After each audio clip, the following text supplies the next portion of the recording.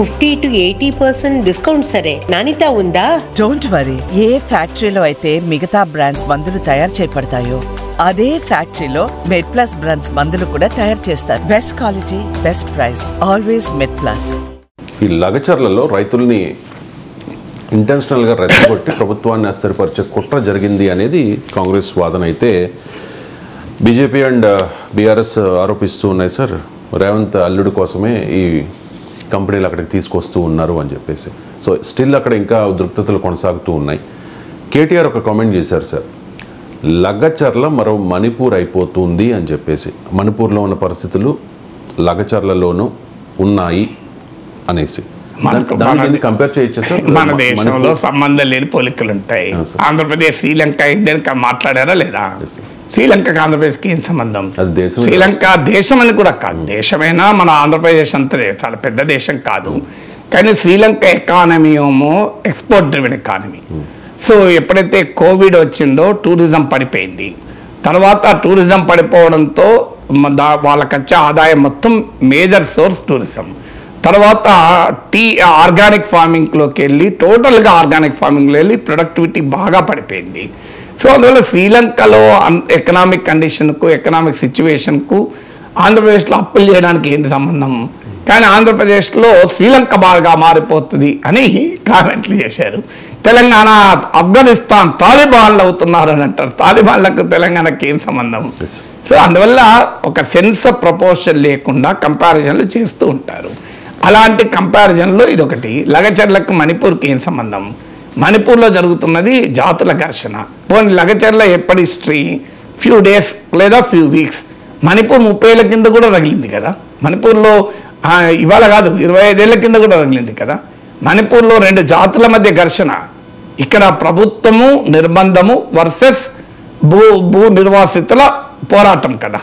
ఇప్పుడు చెప్పేది ఏంటి? భూమి ఇవ్వమని రైతులు తిరగబడితే ప్రభుత్వం నిర్బంధం విధించింది అని. ప్రభుత్వం చెప్పేది ఏంటి? ఇది రైతులు కారు వీళ్ళు, అందులో పట్టుకున్న అల్లర్లు చేసిన వాళ్ళలో 16 మందికి ఆడ భూమి కూడా లేదు, వాళ్ళు అసలు రైతులే కారు, బయట నుంచి వచ్చారు, కలెక్టర్ను కొడతారా నిజంగా రైతే అయితే? సో ప్రభుత్వ అధికారులను ఉరికిస్తారా అనేది ప్రభుత్వం చెప్పేది. అది controversy. Government versus opposition, government versus భూ నిర్వాసితులు. మణిపూర్లో భూమి ఎక్కడిది? ఇలా ఫార్మా కంపెనీలు ఎక్కడి? మణిపూర్లో అసలు ప్రభుత్వం సమస్య కాదు, 2 జాతుల మధ్య ఘర్షణ. కుకీలు మేటీల మధ్య జరిగే ఘర్షణ. అందులో నాగాలు, రకరకాల జాతుల వారు. Manipur border state, Telangana border state కాదు. సో సంబంధమే లేని పోలిక కదా. సో మణిపూర్లో ప్రభుత్వం మేటీలకు అనుకూలంగా ఉంది అనేది కుకీల విమర్శ కావచ్చు. ఇక్కడ ఆ కాంటెక్స్టే లేదు.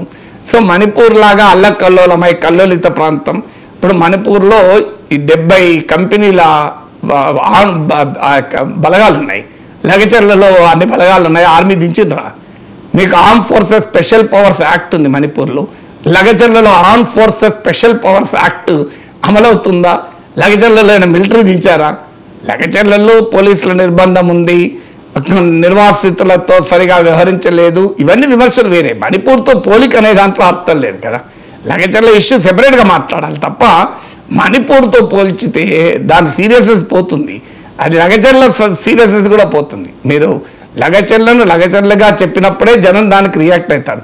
మీరు దాన్ని మణిపూర్తోనో ఉక్రెయిన్తోనో గాజాతోనో పోలిస్తే ఏమవుతుందంటే లగచర్ల పట్ల సీరియస్నెస్ పోయే ప్రమాదం ఉంటుంది. సో ఏదో ఉపరాజకీయంగా మాట్లాడుకుంటారంటారు.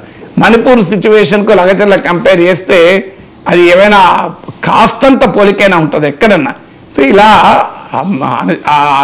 విచిత్రమైన పోలికలు రాజకీయ డిస్కోర్స్లో నిరంతరం జరుగుతూనే ఉంటాయి. నేను ఇది ప్రతిసారి చెప్తున్నాను. శ్రీలంక ఆంధ్రప్రదేశ్ పోలిక ఏంటి?